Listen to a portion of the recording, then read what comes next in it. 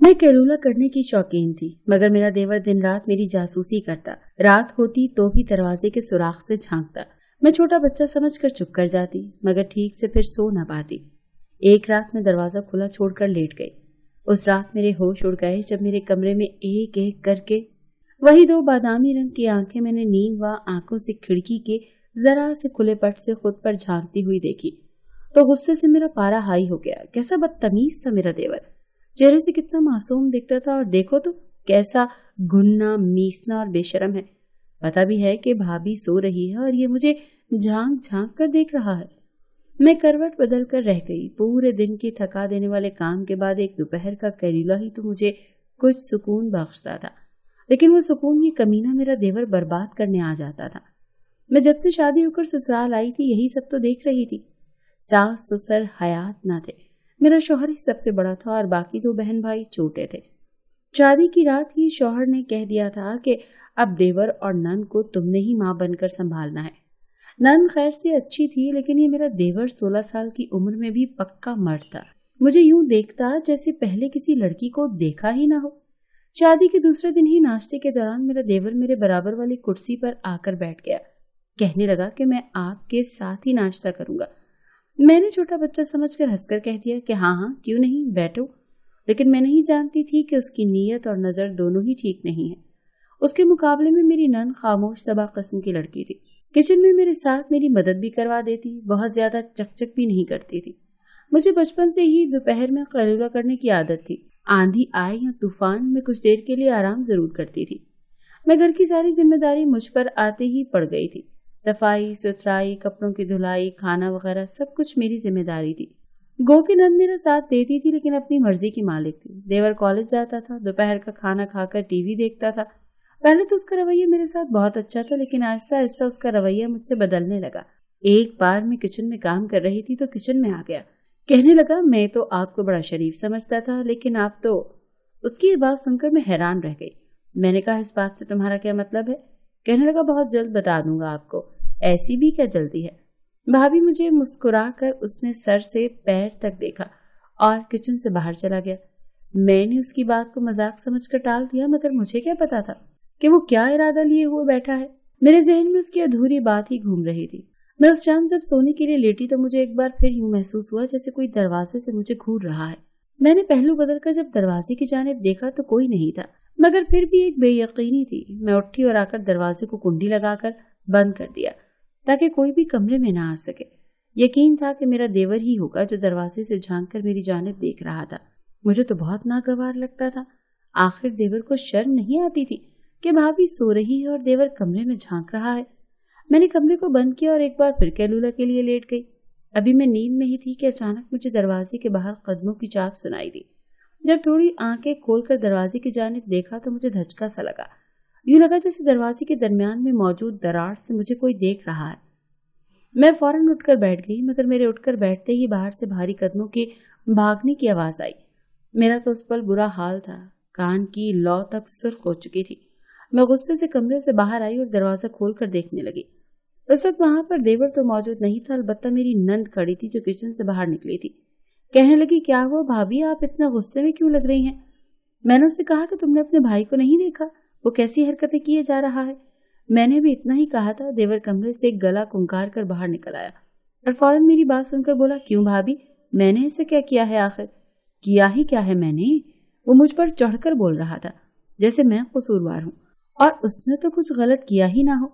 देवर मुझे यूं खा जाने वाली नजरों से देख रहा था जैसे मैं कोई बहुत बड़ी मुजरिम हूँ जब मेरी कोई चोरी पकड़ी गई हो। देवर का अंदाज मुझे बहुत ही बुरा लगा था।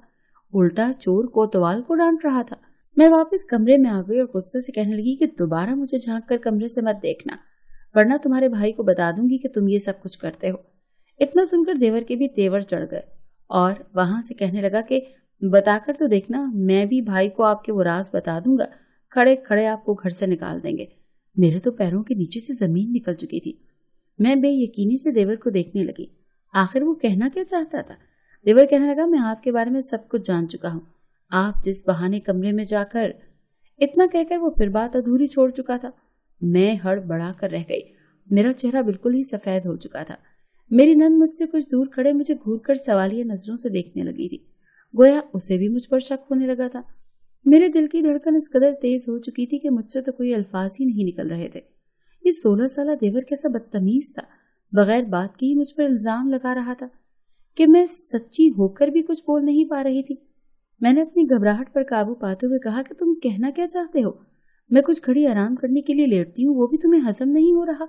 सारा दिन मैं घर के काम करती रहती हूँ। अरे तुम क्या मेरे बारे में बात कर रहे हो?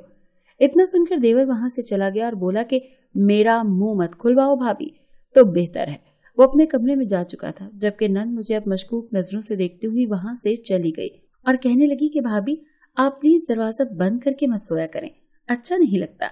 बात तो मुझ पर पत्थर बंद कर गिरी थी कि देवर कैसा घुन्ना मीसना निकला था। आखिर वो कैसे इस कदर अजीब सी बात कर सकता है जिससे लोगों के दिलों में शक आता हो। मैं अपने कमरे में आ गई। मेरी नींद तो बिल्कुल उड़ चुकी थी। मैं अपने देवर के बारे में सोचने लगी कि आखिर उसके कहने का मकसद क्या था। जहन में कई सवालात जन्म लेने लगे थे। देवर के अल्फाज बार बार दिमाग में घूम रहे थे। मेरा दिमाग तो दर्द से फटने लगा, मगर खैर इसके बावजूद मैं कुछ देर के लिए लेटी, क्योंकि मैं जानती थी कि मेरी सारी थकावट और टेंशन का इलाज सिर्फ कलूला ही है। मैं कुछ देर आराम करूंगी तो ये सारी सोचें खत्म हो जाएंगी, क्योंकि मैं नींद के मामले में बहुत हसास थी। चाहे कोई मुझसे सारा दिन काम ले ले मैं बर्दाश्त कर सकती थी, लेकिन अपनी नींद के मामले में मेरी बर्दाश्त खत्म हो जाती थी। खैर मैं बिस्तर पर लेट गई। मैं भी सोच चुकी थी कि एक दफा शौहर से देवर के बारे में बात जरूर करूंगी। आखिर वो क्यों दिन ब दिन इस कदर बदतमीजी से पेश आने लगा है। मैं कुछ देर के लिए सो गई। मेरी नींद काफी गहरी थी। मैं जब एक दफा सो जाया करती थी तो मुझे किसी भी आहट से फर्क नहीं पड़ता था। मैं गहरी नींद सोकर जब शाम को उठी तो देवर फिर से मुझे मशकूक नजरों से घूर रहा था। ऐसे लगता था जैसे उसकी आंखों में खून उतर चुका हो। मैं कच्ची नींद से उठी क्योंकि शाम के खाने का वक्त हो चुका था। मेरा सर भारी था और अजीब सी तबीयत में बेचैनी थी।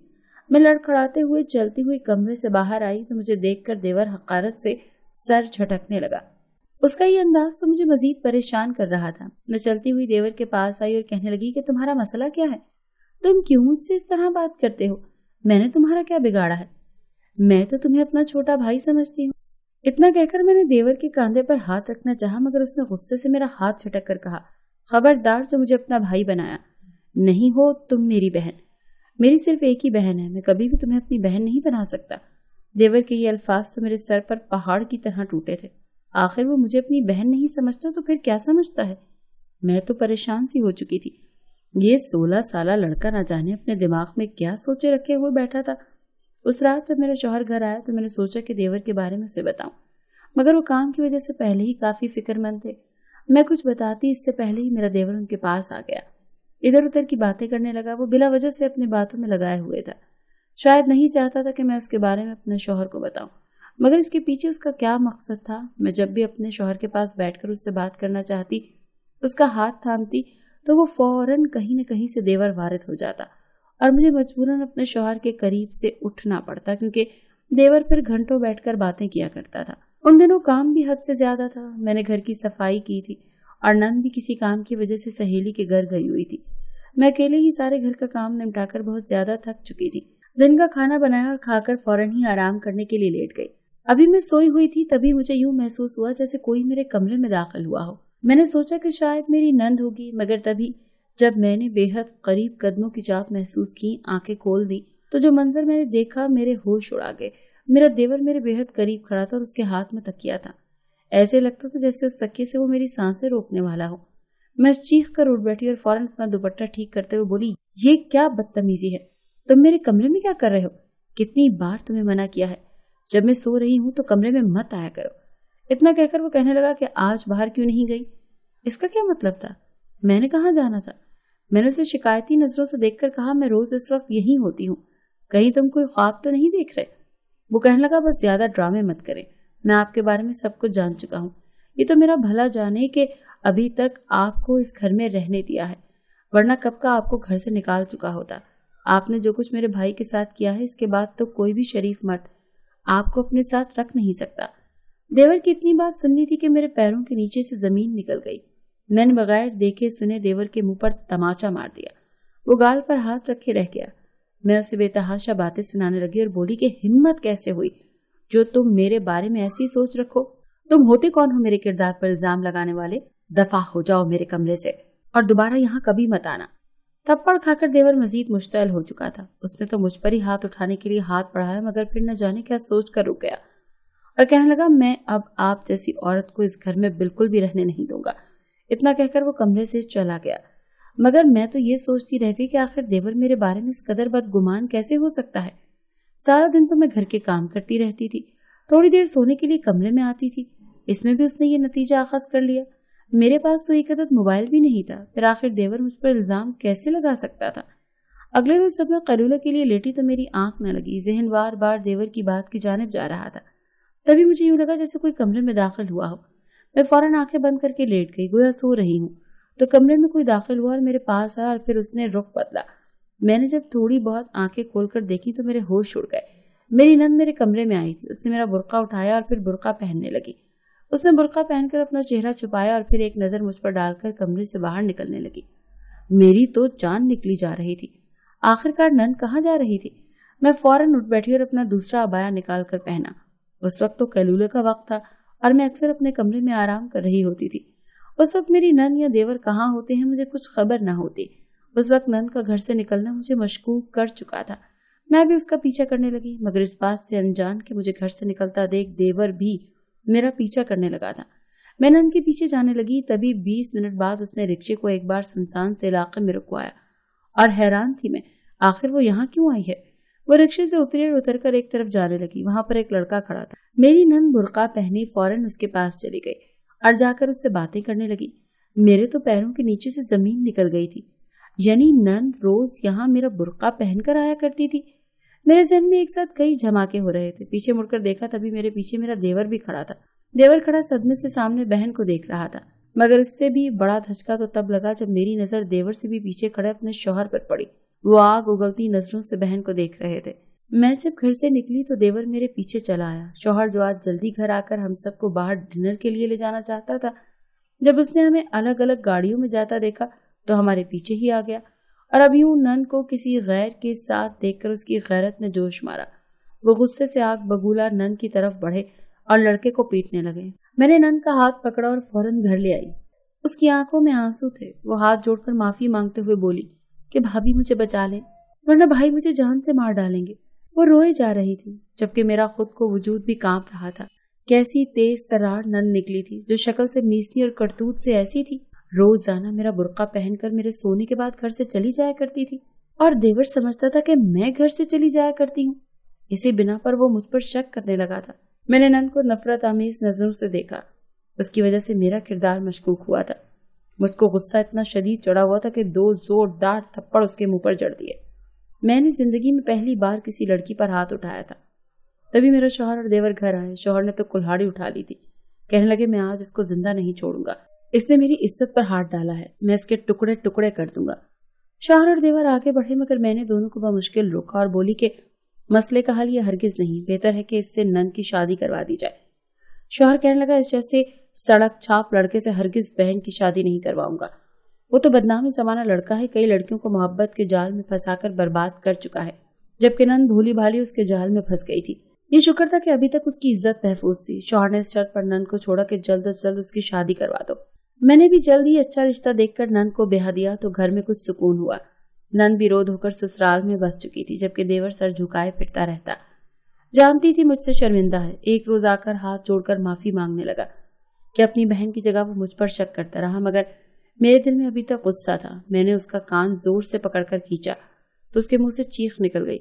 कहने लगा, भाभी सच में माफ कर दें, बहुत बड़ी गलती हो गई, आइंदा शिकायत का मौका नहीं मिलेगा। मैंने उसे माफ कर दिया, ये तो बस गलत फहमी ही थी। देवर का रवैया मेरे साथ पहले जैसा हो गया तो मैं भी पुरसुकून हो गई। उस दिन के बाद फिर कभी देवर ने मेरे कमरे में झांक कर नहीं देखा और मैं सुकून से हर दोपहर अपना कैलूला करती थी।